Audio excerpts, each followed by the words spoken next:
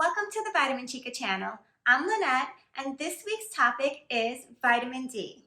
If this is the first time on my channel, I talk about different health and wellness topics every week. And make sure you look at the description box down below because I put a lot of great information, links to research, articles, and products that I talk about during the video.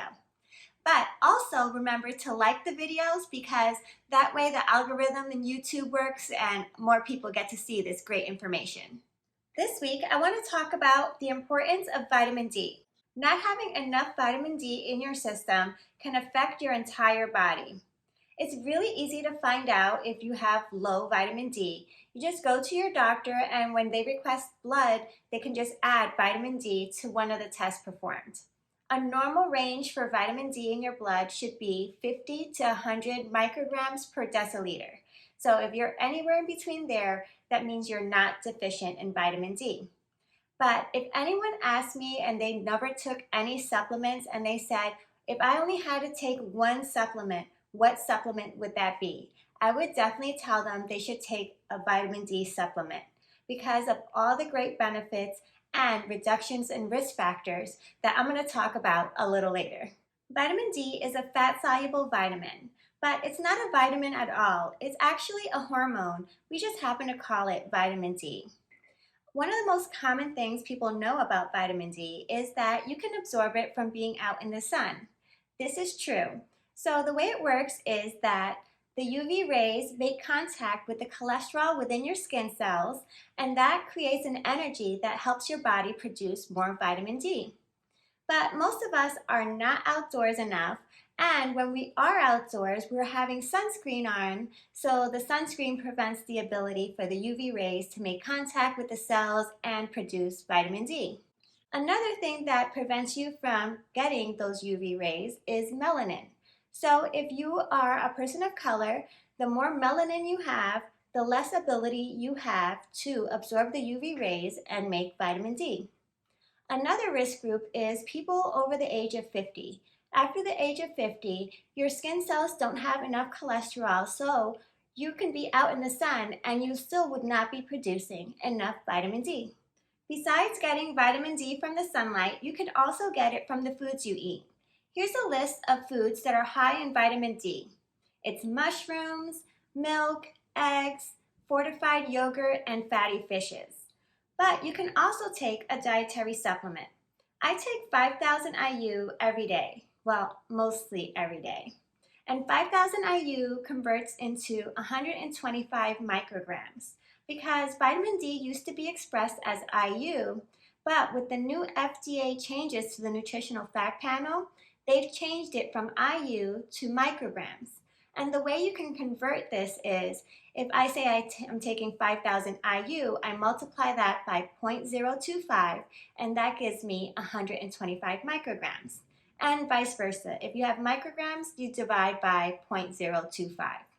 So I take 5,000 IU or 125 micrograms because I'm usually indoors and I don't eat a lot of those things on the list. I don't drink milk, I don't have eggs that much, I don't have a lot of fatty fishes. So I decided that I want to take a supplement instead. Even if you do have a lot of time outdoors, it doesn't hurt to take maybe a lower dose of vitamin D, like 1,000 IU or 2,000 IU, 25 to 50 micrograms per day. And I always check my vitamin D when I go to the doctors, and I'm always in normal ranges. So I guess the 5,000 IU of vitamin D is working for me. When you're looking for vitamin D supplements, you'll notice there's two different types out there. There's D2 and D3. I would recommend to go with vitamin D3. I read a study that talked about how D3 was more readily available in the bloodstream compared to vitamin D2. So let's talk about vitamin D3. It's not vegan friendly unless the label says vegan because the typical vitamin D3 comes from lanolin that's from washed lamb's wool. So for my vegans out there, there's still another option for you. Vitamin D3 can also come from the lichen fruit, and that's what I would recommend. There's so many different ways to take vitamin D. You can have it in a soft gel, in a capsule, you can have it as a liquid drop, you can have it in a gummy. So I'm sure you'll find something that works for you. I'll have links below for products in all different variations for vegans and non-vegans.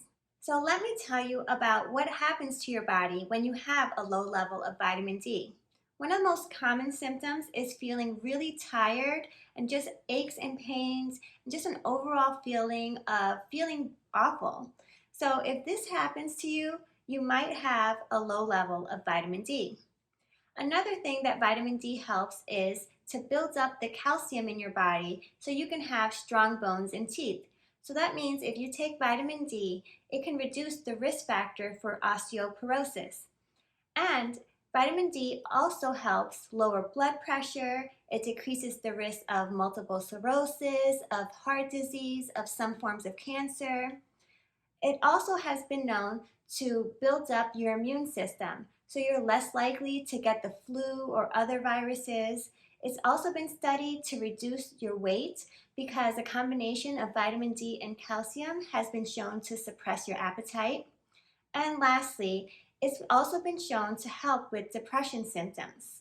Given all these benefits, I hope this prompts you to ask your doctor what your vitamin D level is or perhaps take a dietary supplement. Thank you so much for watching, and I hope you found all of today's information beneficial. And don't forget to share, subscribe, and like this video. And come back next week while we'll be talking about more ways that we can live our healthiest and best life. But for today, that's it from me, the Vitamin Chica.